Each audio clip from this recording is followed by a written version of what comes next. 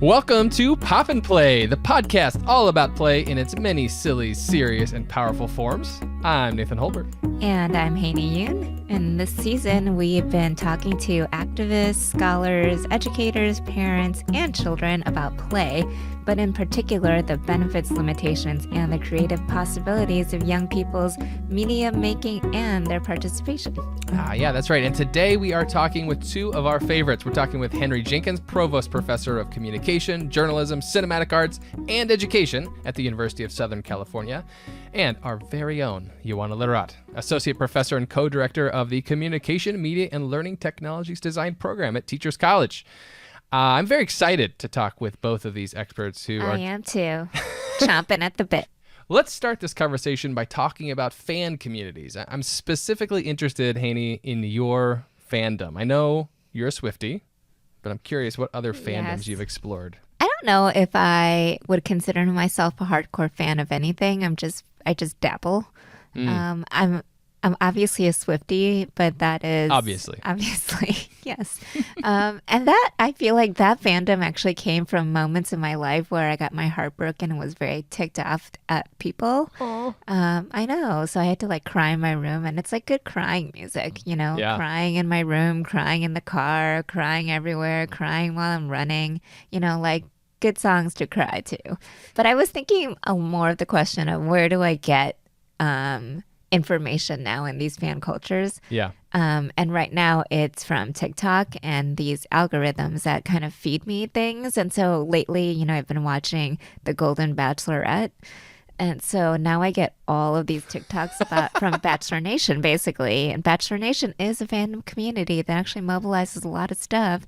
And it's like interesting to me because it's not just a breakdown of what happened in the episodes or skip this because it's a spoiler alert kind of thing, but they just like really go hard after some people. Wow. And they bring in the politics of like race and gender and all of these things. So it can be an interesting fan community as well as sometimes toxic. I will say that as well. So TikTok is defining your fan communities for you. It is. Yeah. The algorithm It's like telling me what I should be interested in right now. It's like, you're into this. Yeah. Oh, okay. Like for a little while, I was only interested in Travis and Taylor being seen at Chiefs games.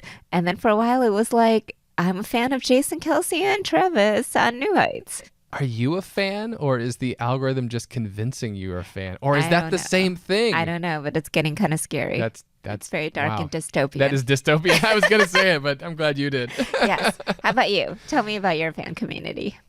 Well, I don't use TikTok, so I haven't been programmed yet to become a fan of anything based upon TikTok. I've been certainly programmed to become a fan based upon just being a white boy living in certain places of the world. And so things like Star Wars, I'm actually wearing a Star Wars shirt. Star Wars shirt. That was an intentional choice today. Yes. for the listener. Big fan of Star Wars over the years.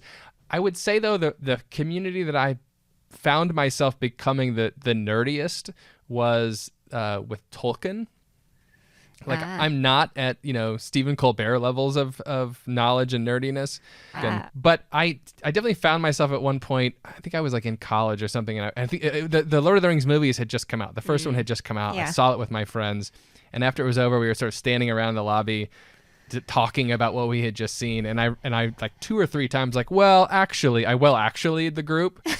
And you're one of those? Yeah, and I was like, oh no, I'm one of those. I know too much, and I'm too like precious about it. This is bad, and so I like tried to stop being that. But that's definitely a community that I've gone deep with. Yeah. I mean, I think that points to how there's like what people think of frivolity to some of these fan cultures, right? That it's like frivolous nonsense or whatever, but it's also brings you a lot of joy and contentment, but then also is part of your identity making and who you want to be in the world, right? Yeah. And so I think it has a lot, and then you find affinities, right? Well, that's the thing about fandoms, right? Is that they create these spaces for communities. You mentioned the word affinities. I was thinking, I went to Comic-Con recently, and I was taking my kids, and just as a quick story about fandom, my kids both dressed up as characters from this specific video game called Undertale. And what was cool about this is at Comic-Con, we saw very few people dressed as characters from this game. But we saw like 2 or 3 kids that were. And when my kids, when Emerson or Maisie spotted this other person, or when that other person spotted one of them, there was this moment of recognition and of just like absolute delight and connection. And they would run to each other and be like, oh my God, you're so-and-so. It's so cool. Your costume's amazing. And they would take a picture. And they would get really, really excited about the possibilities of this new relationship that was fleeting, of course, but sort of joined just because of this fandom over this one particular game. I think that's a really, really cool feature and quality of these fandoms. So true. It's what Lauren Berlant calls intimate publics. You know, like the fact that these communities exist in the public and out there, and that somehow these strangers can come together and be like, share this intimacy or bond because of this thing, you know? I think it's that those communities do a lot for people. So then I was thinking about an example about how you could actually use play and fun and something that you think is like nonsense into something that could also be about political expression, right? So I remember this article I read by Anandini Dar, and she talked about like South Asian kids who lived in Queens, I think, Jackson Heights, and they were it was post 9/11. There was all this difficulty and maybe possible danger and risk of being a brown kid in the streets because of what people would say to you that become racist, that can become very dangerous maybe and maybe treacherous. And so their parents were kind of telling them, like, be as invisible as possible, right? Like, don't be out there and just like go there, come back here. And they weren't really supposed to be out in the streets.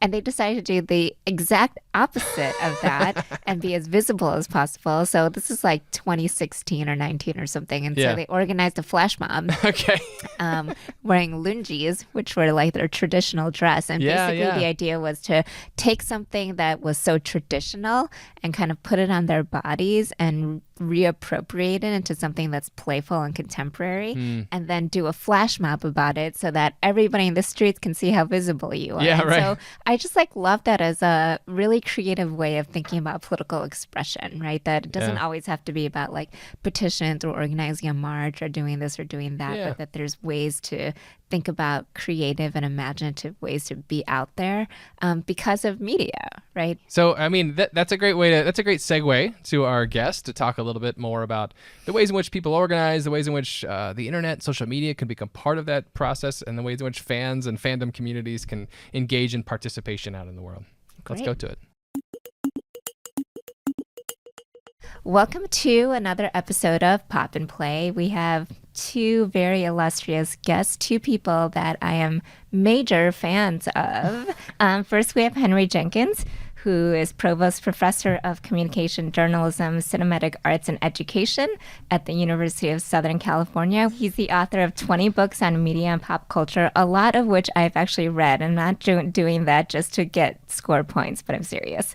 Including my personal favorites, Oldies But Goodies, Hop on Pop, The Wild Climax, and Children's Culture Reader, all of which were introduced to me by my advisor, Ann Dyson, who always recommends really good books. In Textual Poachers, he talks about being an ACA fan, and I thought that I would definitely mention that. It's the idea of part fan, part academic, which accurately defines, I think, all of us in this room. We would be remiss, though, if we didn't shout out my personal fave, which is Going Bonkers about Pee-wee's Playhouse, which I have referenced many times on this show. Henry's also the co-host of How Do You Like It So Far, a podcast about pop culture. So welcome, Henry. Delighted to be here. Also, we have Dr. Ioana Literat here, who is a longtime friend of the pod, Associate Professor and Co-Director of the Communication, Media, and Learning Technologies and Design program at Teachers College. Nailed it. One of the directors of Mask Lab, as well as Mask, which is the Media and Social Change Lab, where a lot of really cool work about multimodal and creative ideas kind of circulate and come around. She's the author of a new book entitled Not Your Parents' Politics. It's about the focus of a lot of her research, which is on how young people develop their political and civic participation and identities online. She is the host of the formerly known Trashy Awards, which is still available on TikTok if you'd like to know, and the upcoming star of a new spin-off series in the works, which involves balloons and pop. More to come. She was mentored under Henry Jenkins at USC, so they share an obvious interest, which you probably can tell, in how media mobilizes youth civic identities and lowers barriers to participation and contribution. Welcome, Ioana. Thank you. It's great to be here. Great. So we brought them together because obviously we're talking about media, we're talking about youth media and the creativity that happens when children and young people come together and make spaces of creativity and play around media and online identity. So we thought, who is better to do this than our two esteemed colleagues that are right before us? Okay. Yeah, well, we like to start before we dive into the deep conversations here about media and about media making. We always like to start with a bit of a game to kind of loosen us up and to get us thinking about some of the ideas here. And so I've come up with a brief game for us to play, and the idea will be that I'm going to give you a short scenario. And maybe it's an emergency situation you're finding yourself in. Maybe it's just a space that you're occupying, and I want you to let me know which fan community you would like to help you out of this bind or be with you as you occupy this space. Okay, so emergency situation, I'll give you a multiple choice list of the fan community you want to mobilize to help you out. And as always, feel free to choose an other option, a fan community that I haven't listed here for your answer. Okay, does that sound good? Great. Okay, so we'll start easy here. You're late to apply for a passport, but you have plans to leave the country in 3 days. Which fan community do you get to help you get that passport? Or, if you'd rather, which fan community can help sneak you out of the country and back in again? Do you call the Trekkies, the BTS Army, the Columbo Files, or some other fan community? Who's going to help you out of this bind with a passport? You can't beat the BTS Army. They are so strong, so skilled at manipulating computers, and fully capable of taking you anywhere you want to go. I totally agree. And I think the Columbo Files would always have one more thing. You never get it done. Never get the job done. I totally agree. BTS Army will always get you there. Excellent answer, yeah. Ioana, what do you think? I mean, Henry's laid out all the different stakes here. Yes, but I will go with other, and in a bit of an act of foreshadowing my fandoms, which if you've watched the Trashies, you know what they are. I will choose the 90 Day Fiancé fan community. We call ourselves already the users. Because of the frequent accusations of using people for immigration visas. But in this case, I think, even beyond their determination and collective intelligence and all that, they know a lot about immigration, about greasing palms, about diplomacy, formal and informal. So definitely I'll go with 90 Day Fiancé, and probably I'll find reasons to use those for every single situation. I love that. I like that you've chosen a community that has the specific knowledge very necessary for this particular moment. We'll see. Yes. Not just because you like them, but they're useful. They're well suited for this challenge. Perfect. Okay, great. So let's go to another scenario. So this time you've gotten stuck in an elevator, and you are likely to be there for a while. So which fan community do you hope is with you? Maybe this fan community is sitting with you in the elevator, passing the time, or maybe they're actually going to help save the day. So your options are the Swifties, the Bunheads, which I had to explain to Haeny. These are people who are really into Little House on the Prairie. Ioana has also not heard about this. No, I'm shaking my head. Well, sorry. The Tolkien nerds or the metalheads? Which of these fan communities is going to be most helpful in this situation? Well, you want to go first, Joanna? I went first last time. Yeah, go ahead, Ioana. Tell us why the users are going to help you in this elevator. Okay, I'll tell you why. One, obviously we could talk about show lore forever and help pass the time, and that's going to be the best way to pass it. What will I talk about to the Swifties and the Bunheads? And no. I have nothing to talk. You Sorry. could do your own 3-hour Eras tour in the elevator, and that's your and whole then time. I also feel like the Swifties will just be like, pulling. Sorry, this is gonna sound judgmental, but I'm gonna say it anyway. They're just gonna be like streaming, TikToking. Oh my God, guys, I'm stuck in an elevator. Meanwhile, the users don't care about online clout. Wow. I take offense to that. Wow. Being a Swiftie myself. I think it was targeted at you, so you should take offense. Henry, what do you think? Well, if I'm looking for good conversations, I'd love to mix up the Good Omens fans and the Godzilla fans, because those are both things I'm really into right now. Wow. And I think having a conversation between those two groups would be especially interesting in passing the time. I love that. Wow. That's an interesting combo, and I like that you've opened up the space of possibilities here to mix fandoms. That's good. Intersectional fandoms. Fantastic. Well, thank you guys for playing that game with us. I think it was a nice way for us to start talking about. Honestly, one of the hard parts for this game was thinking of the wide range of fan communities that are out there. I only know a limited slice of the world here, and so it was kind of fun to try to pull in other communities that I was less aware of. And you guys even pulled in more than that, so that was fantastic. Yeah, so this is kind of a good lead-in because we wanted to start off this conversation at a personal level about your own fandoms and then kind of branch out a little bit to the bigger fandoms and what it means for young people, what it means for the future and scope of media. So we want to begin with thinking about the spaces and communities that you participate in. I think we already know what Ioana's fandom community is. Tell us, though, how and why you became involved and why you chose that specific community, how you participate, and what it does for you. Yeah, do you want to start since we already know you're a user? Sure. The mystery is all gone. But I think something that you might not know about me is that I'm actually any TV show I watch, I will join that subreddit. And what I love about it is that it feels like I'm in community with thousands of witty, like-minded commentators. If you know me, you also know that I'm the person that likes to comment. And I'm also the person that gets shushed. Often.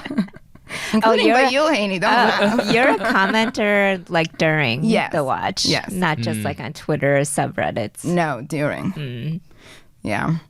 And so this way I have the flexibility of commenting during, commenting afterwards, commenting synchronously, asynchronously. And I really feel that sense of like-mindedness. I think in terms of modality, the text-only mode of Reddit or text-oriented, text-primary mode of Reddit really helps with that like-mindedness. Like it helps me. Oh, so you don't like the visual or the audio stuff? No, I don't want to see your face. I don't want to see your room. Good to know. I don't want to see the glare of your ring light in your pupils. Because I want to imagine that you're just like me. And so I think that text helps me. Ooh, there's a lot to unpack there. We'll have to get back to that, though. Okay, and I'll see if I stand by it. That's just a preliminary thought. So basically, your community is subreddits. Yeah. And watching, maybe a watching community. Yes. It's more like TV as participatory culture. And something else that I love about Reddit is that it's a mix. Like my TV subreddits are right there in my feed with my parenting and my academic and my nature is lit and all the other communities that I subscribe to on Reddit. And like I contain multitudes. And I like that. Oh, nice. I appreciate that. Yeah. How about you, Henry? Boy, you're trying to quickly summarize more than 50 years of involvement in fandom in one response. First thing I'd say is that I'm very polyamorous as a fan. I don't stick to one fandom. I want them all, and I want them close and around me. I just want to snuggle in with my fandoms, right? But my first fandom was Batman 66. I was 8 years old. I was obviously a cosplayer from the very beginning because my mother made me a Batman costume, including a Batarang and a Tulsi belt. And love it. we just romp around the neighborhood, having fake fights with my friends and, shouting pow, bang, and all that stuff. And then I became a famous monster fan, and we made models. So there was a bit of a making thing in it. Yeah. I have been asked to play a Klingon more than once in my career, including on the set of the first of the new Star Trek movies. Oh, wow. What? But really? they cut that out. Oh, Yes, no. I played a Klingon, but that sequence was cut. But if you go to the DVD extras, you can see a silhouette of a Klingon on a balcony. And that Klingon happened to be me. So Wow. That's cool. That is the ultimate of fandom. Canonical Klingon in the Star Trek universe. It was a lot of fun. So, yeah, what am I fan of today? Well, mostly I'm lately gotten really interested in fandom in China because I've spent the last 2 summers in China doing field work. And I would sum it up as my fascination with Pop Mart toys. That there's such interesting toys from China. We have a couple of stores in the U.S. now, and I actually saw a Pop Mart machine in a random mall yesterday. So they're coming to invade us. Sorry, what is a Pop Mart machine? Well, this is not a Pop Mart version, but this is Lotsa Bear, who's a Disney character, but one that we tend not to merchandise here, but rather folks in China have discovered him and feel a strong attachment to him. He's actually the villain in Toy Story 3. The Chinese feel like he became a villain because he was shy and misunderstood, and therefore like the Chinese, and so they're defenders of lots of beer. Oh, so it's like little miniature toys are they rubber or are they soft? They're vinyl, I think. This one has some fur attached to it. They look like Care Bears. Yeah. So anyway, I've fallen in a rabbit hole of fascination. Studying doll practices and dolls in China and Korea. And that's probably my most intense fan object at the moment.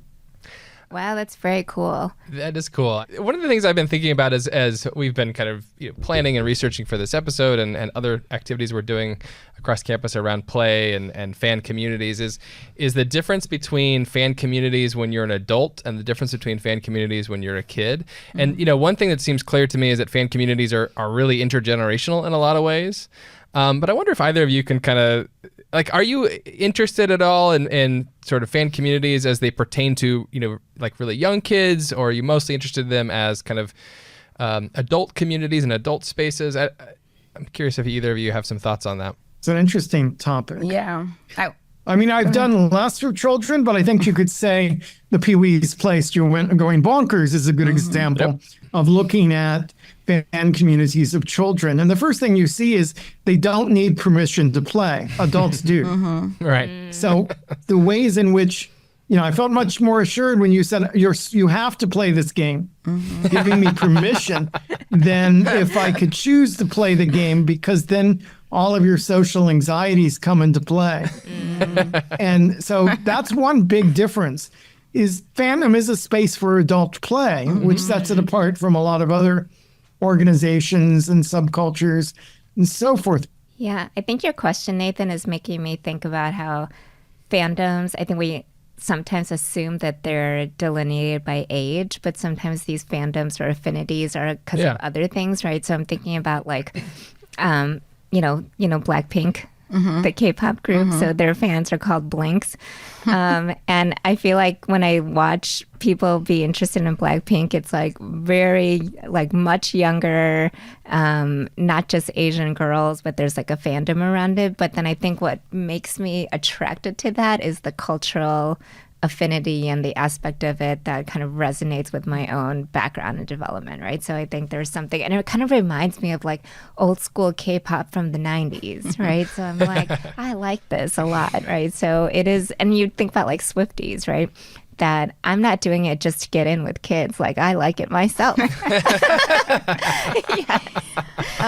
I think it's interesting because also a culture of fandom, I feel has to be cultivated, right? In one's life and in one's growing up. And I think, I find it so beautiful how Henry is talking about your beginnings into fandom, and then your pathways into fandom, and the Batman costume, and your practices. And, thinking back in my life, I can't think of anything like that. And I wonder if it's, because the specific media environment, and political conditions that we had in Romania growing up, that there was just not a lot of choice where you could, I think there's a very specific act of choosing of affiliation in fandom. And we didn't have that. And I think that's really interesting in how I think about fandom now, that I really only came into fandom in my young adulthood. Do you think that your background growing up has influenced why you're studying the things that you do? So how does it kind of connect to youth civic participation and political expression? Because what I heard you say is that your background in these very oppressive political systems, right? Yeah, for sure. Kind of informed how you're thinking about the world. I mean, that's how I started my tenure statement. Because I don't know, it was really I think going up for tenure and having to think about your over. Is that how you pronounce that name? That word? Yeah, sure. Over, yeah. And having to make sense of it was a really reflective, introspective moment. And so I realized that everything really has been about voice, right? And that voice that collectively and individually we didn't have growing up, and how that was so much tied to media, and the way that media can both give you a voice and also silence you. And so now I'm looking for opportunities to both understand that better and also enable that voice. Yeah, I think in my case, my politics did grow out of my fandom. I was growing up in a segregated neighborhood in the South. Schools are segregated, churches are segregated, no Black people lived there. I was surrounded by a lot of white supremacist thinking. I mean, not harsh, but definitely white supremacist thinking. But I saw two pathways forward on TV. One was Star Trek with its multicultural, multiracial crew, and the other was the speeches of Martin Luther King. And they both came to me via my television, and they both, as I hit a certain age of political consciousness, shaped how I saw the world in profound ways. So I can't talk about politics without fandom, and I can't talk about fandom without politics. And I recently was helping out with the Harris campaign, a group called the Schlupp Foundation, which was created by Sarah Silverman. And it's a bunch of comedians who made videos to support Harris, but also ran the Heroes for Harris Zoom event, which raised something like $80,000 for the campaign and brought together stars from films like Lord of the Rings and Princess Bride and The Hulk and so forth with real world heroes. And it was an incredible event. So, but it was billed as a Comic-Con for Kamala, right? So the idea that fandom could be a central part of one's identity politics was very much being staged by this event that I helped to plan and spoke at. And I was just so excited to see that in direct connection between fan activism, which is normally excluded from serious political spaces, and campaigns for president. I don't think that's the reason she lost, but we made our own contributions.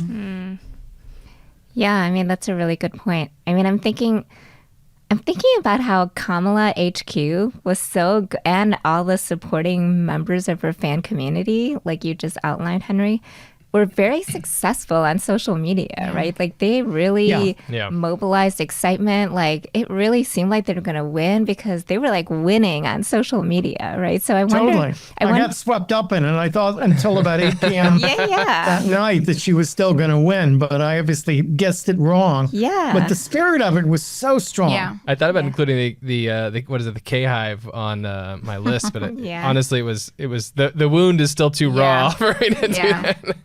I mean, I think the reason why I brought that up is because I think that related to that, then I think there is also like this dark side of the internet and social media and fan communities. Right. That I have did not actually see or have access to because my TikTok algorithm is already like, I'm only going to show you Swiftie stuff and Kamala HQ and The Daily Show, so I'm like, oh, these people are all with me. So I wonder if either of you can comment on just some of the risks and problematic aspects that might happen on social media as well, and how you approach that and how we can balance those two perspectives, I guess. It's a really big question, but I'm sure it's something that a lot of us are interested in.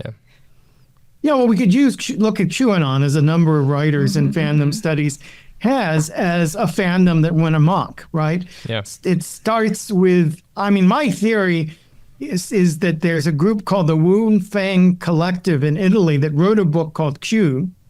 And the book is about someone close to the king who was leaking messages to the people in order to overthrow an autocratic regime.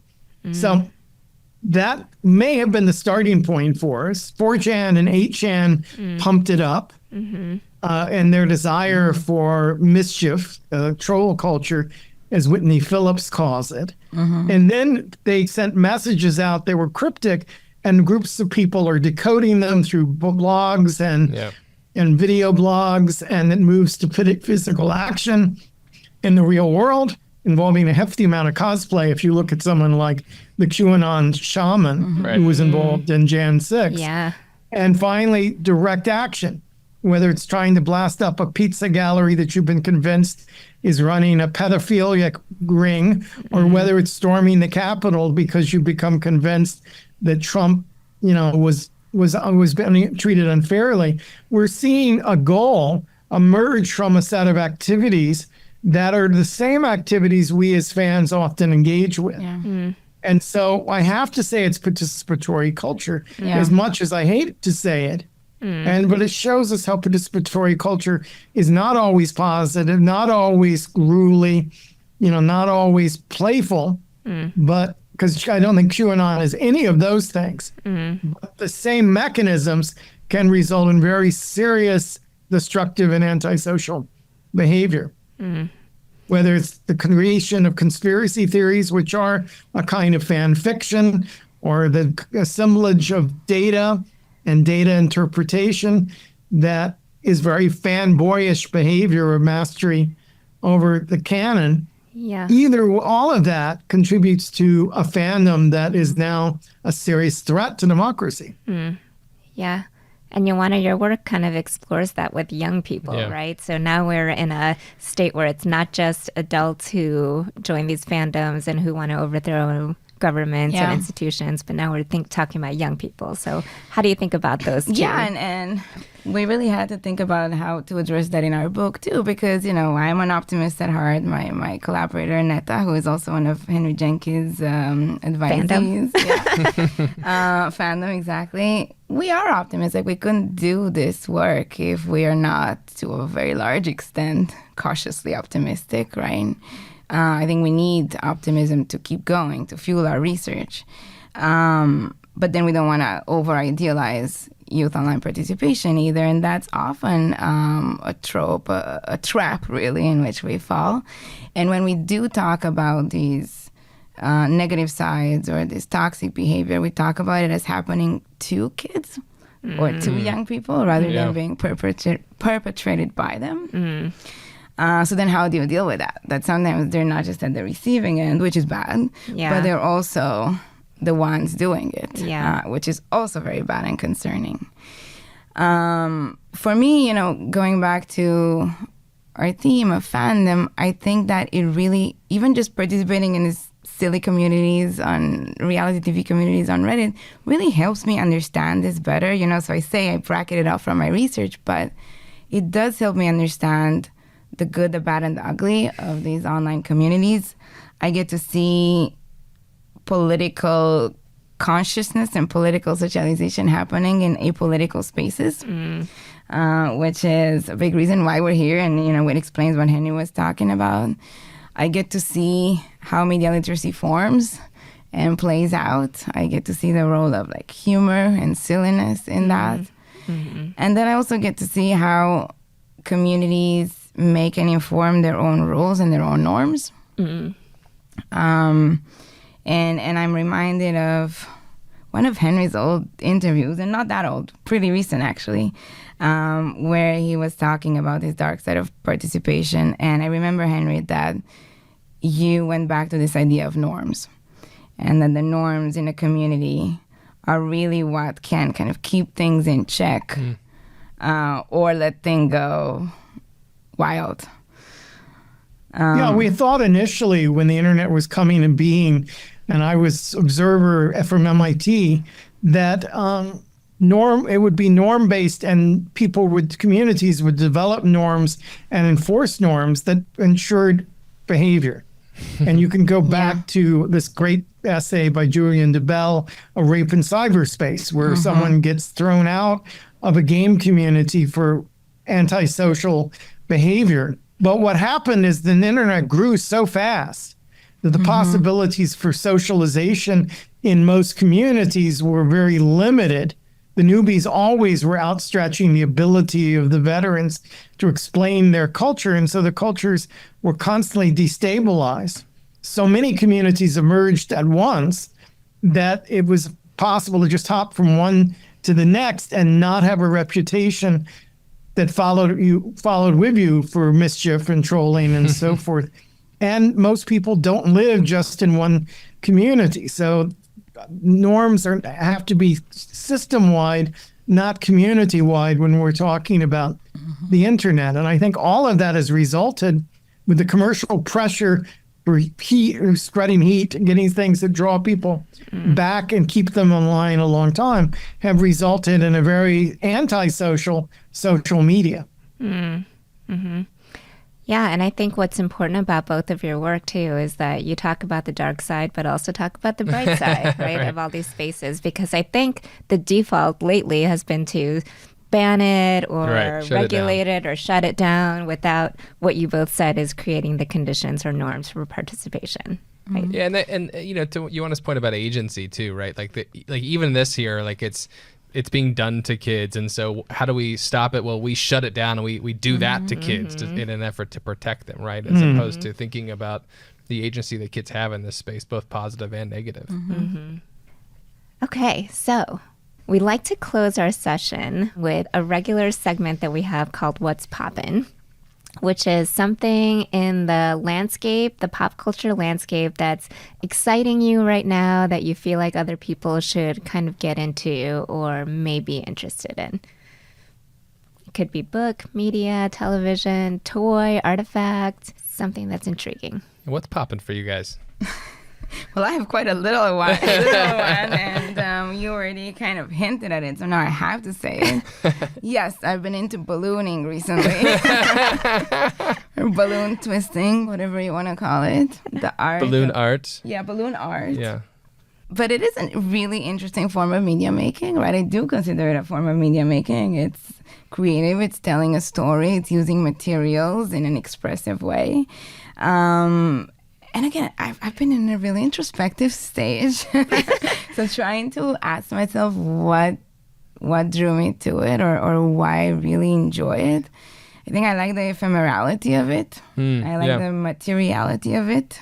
I feel in academia, I don't know, there's a pressure to really come up with things that are like lasting and abstract and kind of like the opposite of balloon art. Because you could pop that sucker right away. And the stakes are low. You know, if it pops, you have another one. I love that you need a little bit of imagination to fill in the blanks. Like, you know, I can like do a little twist and like, oh, that's a dog. Like, it doesn't really look like a dog. You need to work a little bit to make that be a dog. And I like the joy that it brings. Nice. Great. Henry, what about you? For you, what's popping for you? What are you into? You mentioned the pop marks. What else? So many things, but you know, always a lot of things going. I will start with a specific. I went to see Blitz on Friday night, this new Sir Steve McQueen film about a kid who gets lost in London during the firebombing of the city in World War II. And it's like going on a time machine. It's such a full, densely realized representation of a time and place and utterly convincing. So part one is just a time machine, this of it of traveling through this space on the back of a kid, essentially. And the second, I guess, is that it brings to foreground Black experiences, and because it's a mixed race kid, we're seeing parts of London that would not have been represented in the classic myth. So we have all of the British women painting the stockings on their back, on the backs of their legs, and a lot of the things we've seen and known about for a long time. But we also see the Jamaican community in London and how they're dealing. And we see some of the racism that affected where you head out, what shelters you could go to, and so forth. So I thought it was such a densely realized and interesting film. Now, I guess if I were to go beyond the specific, I would say my fascination is what we call the global shuffle.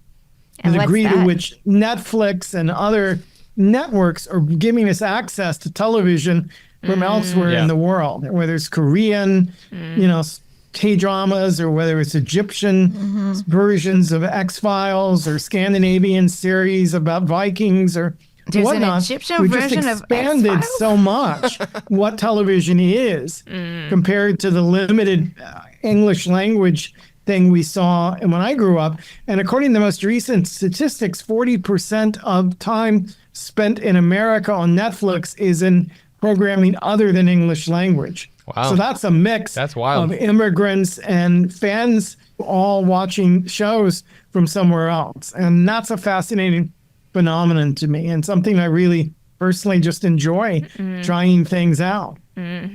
That's very true, because I only watched K-dramas and Netflix because it reminds me of being at home and my parents forcing me to watch them on TV.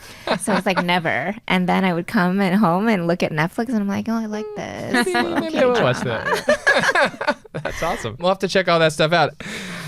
Well, thank you very much, Henry. Thank you very much, Ioana, for joining us today. It's been really, really great talking to you guys about fandom, about online spaces, communities. Really great conversation. And Thank balloons. you. And balloons. It's been a pleasure being here, and so great to see you again, Henry.